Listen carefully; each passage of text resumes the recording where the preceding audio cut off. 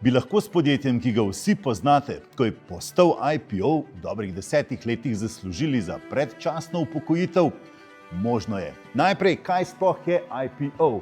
Initial Public Offering. To se zgodi takrat, ko neko podjetje pride na borzo. Spomnim se, kaj se je zgodilo s Facebookom. Leta 2012, ko je prišel na borzo, je bila delnica vredna $38. Takrat Facebook, danes je to Meta, v njo je tudi vključen Instagram in WhatsApp, je bilo takrat vredno $100 milijard.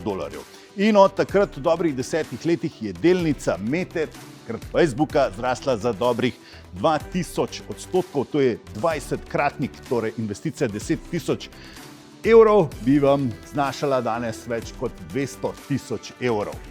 Ampak to je stara zgodba, seveda. Prihaja pa čisto nov IPO, podjetje, ki ga vsi poznate, in to je ChatGPT. OpenAI že danes ima Microsoft skoraj tretjino deleža v OpenAI, ostali del pa naj bi leta 2026 prišel prav tako na borzo. Zdaj pravijo, da bo delnica, torej da bo podjetje OpenAI, ko bo prišlo na borzo, vredno kar $1000 milijard.